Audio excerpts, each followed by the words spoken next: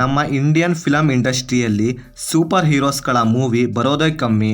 ಅದರಲ್ಲೂ ಈಗ female super hero movie ಬರ್ತಿದೆ ಅಂತ ಕೇಳಿ ಆ್ಯಂಡ್ ಅದರ ಟ್ರೈಲರ್ನ ನೋಡಿದಾಗ ನನಗಂತೂ ತುಂಬ ಇಷ್ಟ ಆಗಿತ್ತು. ಆ್ಯಂಡ್ ಆ ಸಿನಿಮಾ ರಿಲೀಸ್ ಆದ ದಿನದಿಂದಲೇ ಹೆವಿ ಪಾಸಿಟಿವ್ ರಿವ್ಯೂನ ಪಡ್ಕೊಂಡಿತ್ತು. ಆ್ಯಂಡ್ ಅಷ್ಟೇ ದೊಡ್ಡ ಮಟ್ಟದಲ್ಲಿ ಅಪ್ರಿಸಿಯೇಷನ್ ಕೂಡ ಬರ್ತಾ ಇತ್ತು. ಫೈನಲಿ ಈ ಸಿನಿಮಾನ ನೋಡಿದೆ. ಲೋಕ, ಇದು ಡೊಮಿನಿಕ್ ಅರುಣ್ ಅವರು ಡೈರೆಕ್ಟ್ ಮಾಡಿರುವಂಥ ಸಿನಿಮಾ. ಇನ್ನು ಇದರ ಕಥೆನ ಕೇರಳದಲ್ಲಿ ಎಲ್ಲರೂ ಕೂಡ ಗೊತ್ತಿರೋ ಹಾಗೆ ಅವರು ನಂಬಿರೋ ಕಥೆನ ಆಯ್ಕೆ ಮಾಡಿ ಬೇಸ್ ಮಾಡಿ ಅಲ್ಲಿ ಬರೋ ಕ್ಯಾರೆಕ್ಟರ್ಗಳನ್ನು ಡೆವಲಪ್ ಮಾಡಿಕೊಂಡು ಈಗಿನ ಪ್ರೆಸೆಂಟ್ ಸಿಚುವೇಶನ್ಗೆ ಆ ಎಲ್ಲ ಕ್ಯಾರೆಕ್ಟರ್ಗಳು ಇದ್ದಿದ್ರೆ ಹೇಗಿರುತ್ತೆ ಅಂತ ಇಂಟ್ರೊಡ್ಯೂಸ್ ಮಾಡಿದ್ದಾರೆ. ಆ್ಯಂಡ್ ಇದರಲ್ಲಿ ಈ ಚಂದ್ರ ಕ್ಯಾರೆಕ್ಟರ್ ಕೂಡ ಒಂದು.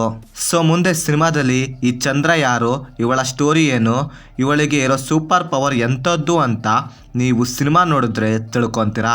ಇನ್ನು ಸಿನಿಮಾದಲ್ಲಿ ನನಗೆ ಪಾಸಿಟಿವ್ ಅನಿಸಿದ್ದಂದರೆ ಇದರ ವಿಜುವಲ್ಸ್. ನಿಜವಾಗ್ಲೂ ನಾನು ನೋಡಿದ ನಮ್ಮ ಇಂಡಿಯನ್ ಫಿಲಮ್ ಇಂಡಸ್ಟ್ರಿಯಲ್ಲಿ ನಾನು ನೋಡಿದ one of the greatest visuals ಅಂದರೂ ತಪ್ಪಾಗೋದಿಲ್ಲ. ಆ್ಯಂಡ್ ಆ ವಿಜುವಲ್ಸ್ಗಳು ಯಾವುದೋ ಹಾಲಿವುಡ್ ಮೂವಿ ನೋಡ್ತಿದ್ದೀವಿ ಅಂತ ಅನಿಸ್ಬಿಡುತ್ತೆ. ಅಷ್ಟರ ಮಟ್ಟಿಗೆ ಸ್ಟನ್ನಿಂಗ್ ಆಗಿರುತ್ತೆ ಇದರ ವಿಜುವಲ್ಸ್ಗಳು. ಆ್ಯಂಡ್ ಇದರ ಜೊತೆ ಎಡಿಟಿಂಗ್ ಮಾತ್ರ ತುಂಬ ಪ್ರಾಪರಾಗಿ ಎಫೆಕ್ಟಿವ್ ಆಗಿ ಕಟ್ ಮಾಡೋದಲ್ಲದೆ ಅದನ್ನು ಪ್ಲೇಸ್ ಕೂಡ ಚೆನ್ನಾಗಿ ಮಾಡಿದ್ದಾರೆ. ಸಿನಿಮಾದಲ್ಲಿ ಎಡಿಟಿಂಗ್ನಲ್ಲಿ ತುಂಬ ಒಳ್ಳೆ ಕೆಲಸ ನಡೆದಿದೆ. ಆ್ಯಂಡ್ ಅದು ಸಿನಿಮಾದಲ್ಲಿ ಸಖತ್ತಾಗಿ ವರ್ಕ್ ಆಯಿತು. ಇನ್ನು ಸಿನಿಮಾದ ಫಸ್ಟ್ ಹಾಫ್ ಅಂತೂ ಕ್ಯಾರೆಕ್ಟರ್ ಇಂಟ್ರೊಡ್ಯೂಸ್ ಮಾಡೋಕ್ಕೆ ಹಾಗೆ ಸ್ಟೋರಿ ಸೆಟಪ್ಗೆ ಯೂಸ್ ಮಾಡ್ಕೊಂಡಿದ್ದಾರೆ. ಹಾಗೆ ಸಿನಿಮಾದಲ್ಲಿ ಬರೋ ಕಾಮಿಡಿ ಸೀನ್ಸ್ಗಳು ತುಂಬ ಚೆನ್ನಾಗಿ ವರ್ಕ್ ಆಯಿತು. ಆ್ಯಂಡ್ ಆ ಎಲ್ಲ ಕಾಮಿಡಿ ಸೀನ್ಸ್ಗಳು ಬೇಕಂತಲೇ ಫೋರ್ಸಬಲ್ ಆಗಿ ತಂದಿರೋ ಹಾಗೆ ಅನಿಸ್ಲಿಲ್ಲ. ಯಾಕಂದರೆ ಅವುಗಳು ಸಿಚುವೇಶನ್ಗೆ ತಕ್ಕ ಹಾಗೆ ಆ ಕಾಮಿಡಿ ಸೀನ್ಸ್ಗಳನ್ನು ಬರ್ಕೊಂಡಿದ್ದಾರೆ. ಸಿನಿಮಾದಲ್ಲಿ ಯಾವುದೇ ಕಾಮಿಡಿ ಸೀನ್ಸ್ಗಳು ಕೂಡ ಇರಿಟೇಟ್ ಕೂಡ ಮಾಡೋದಿಲ್ಲ. ಹಾಗೆ ಸಿನಿಮಾದ ಹೈ ಇಂಟರ್ವಲ್ ಬ್ಲಾಕ್ ನಂತರ ಸಿನಿಮಾ ನೆಕ್ಸ್ಟ್ ಲೆವೆಲಲ್ಲಿ ಹೋಗ್ಬಿಡುತ್ತೆ. ಲಿಟ್ರಲಿ ಅಲ್ಲಿಂದ ಸಿನಿಮಾದ ಗ್ರಾಫ್ ಫುಲ್ ದೊಡ್ಡದಾಗಿ ಹೋಗ್ಬಿಡುತ್ತೆ. ಅಲ್ಲಿಂದ ಸೆಕೆಂಡ್ ಹಾಫ್ನಲ್ಲಿ ಬರೋ ಎಲ್ಲ ಸೀನ್ಸ್ಗಳು ಆಡಿಯನ್ಸ್ನ ಇಂಪ್ರೆಸ್ ಮಾಡೋದಲ್ಲದೆ ಸಿನಿಮಾದಲ್ಲಿ ಮುಂದೆ ಏನಾಗುತ್ತೆ ಅಂತ ಇಂಟ್ರೆಸ್ಟ್ ಕೂಡ ಜಾಸ್ತಿ ಮಾಡುತ್ತೆ. ಆ್ಯಂಡ್ ಸೆಕೆಂಡ್ ಹಾಫ್ನಲ್ಲಿ ಬರೋ ಎಲ್ಲ ಸೀನ್ಸ್ಗಳು ಎಫೆಕ್ಟಿವ್ ಆಗಿ ವರ್ಕ್ ಆಗುತ್ತೆ. ಆ್ಯಂಡ್ ಅವುಗಳ ಜೊತೆ ಸೆಕೆಂಡ್ ಹಾಫ್ನಲ್ಲಿ ಒಂದು ಕ್ಯಾರೆಕ್ಟರ್ನ ಇಂಟ್ರೊಡ್ಯೂಸ್ ಮಾಡ್ತಾರೆ.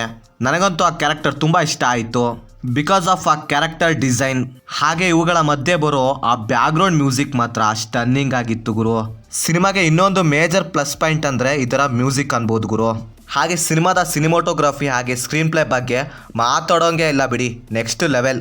ಹಾಗೆ ಸಿನಿಮಾದಲ್ಲಿ ತುಂಬಾ ಕ್ಯಾಮಿಯಾ ರೋಲ್ಗಳು ಬರ್ತವೆ. ಅದು ಸಖತ್ತಾಗಿ ವರ್ಕ್ ಆಯಿತು.